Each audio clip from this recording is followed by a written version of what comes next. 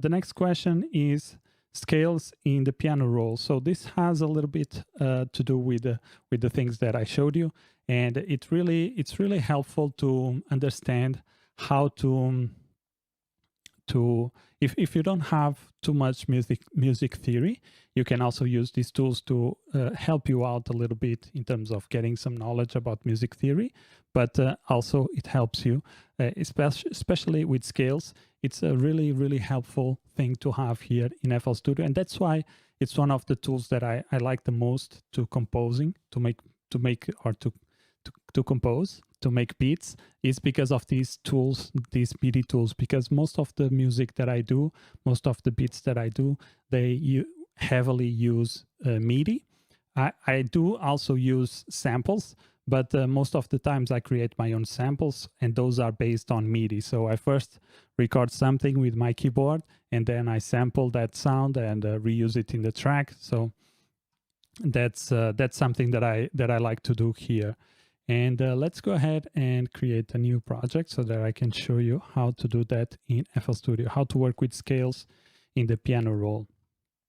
By the way, guys, if you have any questions, you can just leave questions to in the chat, and I will answer them. So that's it. Let's go here to let's open up a piano. Okay, so in this piano, I can probably show you a little bit better in terms of scales. Then you can listen to some of the scales. So as you can see here, I hope you can in the stream. I'm not sure if the quality is good enough, but as you can see, I have some lighter and darker colors here. And usually you have white and black keys on the keyboard. But as you can see, this one is a little bit lighter than this row here. And this, if we follow, then we have a white one, and this is light. And then we have another black one, and this is light. And then we have a white, and this now is dark, so, or darker. And why do we have here? The thing is that this represents a scale. And you can follow the scales based on this lighting here, lighting scheme. So the lighter parts of the track, as you can see, so this would be part of the scale, this one, this one, this one, this one, this one, and this and that one. So this will be the scale of C minor, C melodic minor. So how can we change the scale? You will see that this highlighting will change based on the scale that we have selected. So if we go here to the menu and we go to view, we go here to scale highlighting. And as you can see, we have C minor melodic. Let's go to C major, for instance. And you see now the highlighting change. So now for the C major scale, we have this one, this one, this one, this one, this, and this.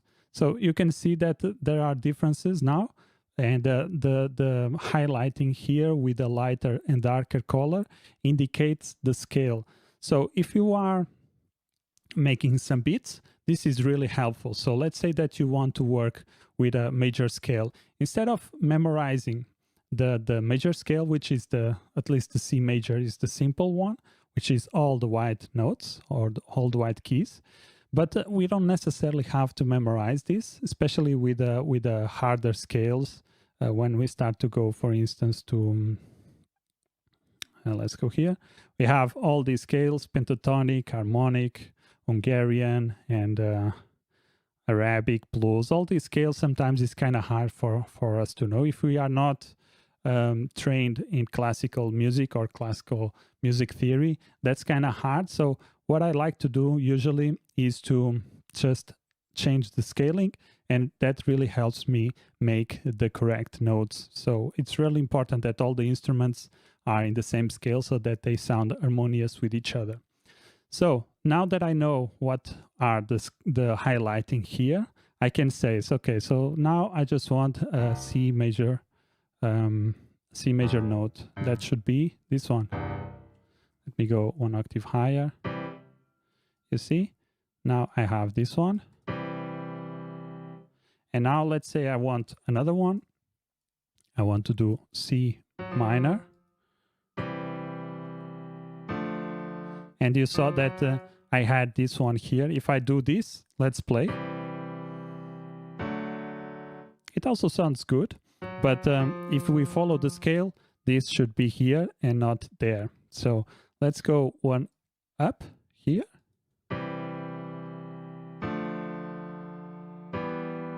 Okay, and let's do another one. And you can see that I always put the notes in the lighter sections here, or the lighter notes. So let's listen this one, and let's change then some of the notes, and you will see that it doesn't sound that good.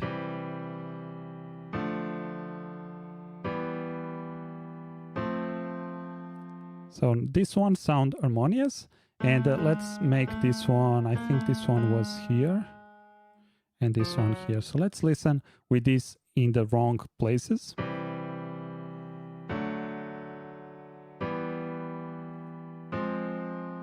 You see, this one didn't sound that good. This one actually sounded good, but this one here kind of sounded a little bit off.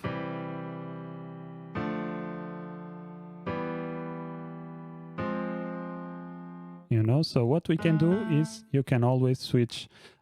We could work with this. It could be something that we want, but if we are going to follow the scale, we have to always put the notes in the lighter rows or in the lighter keys, so that we have we are within the scale.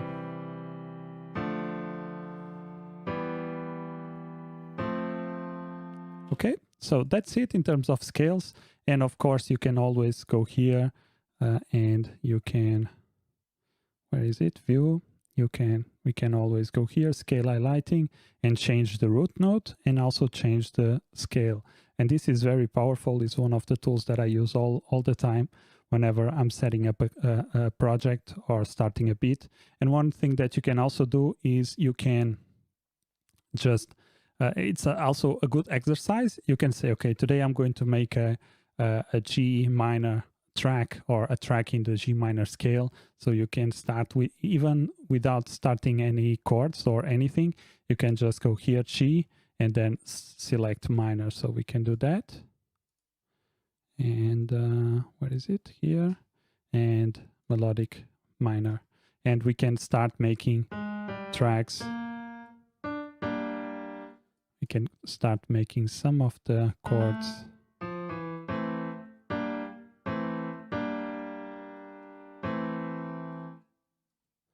Okay, let's see if this sounds good. No.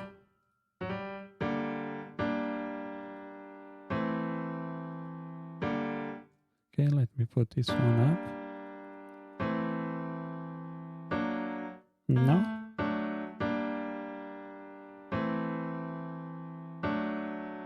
Okay, I don't like this too much. Okay, this maybe sounds a little bit better.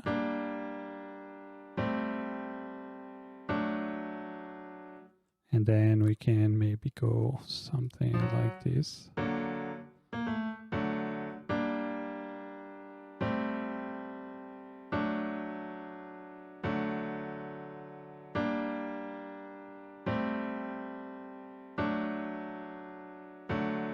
Okay, this is just an example, but you can see that as long as we follow the highlightings here with the lighter sections, it makes the track stay inside of the scale, and it helps us to make a little bit more.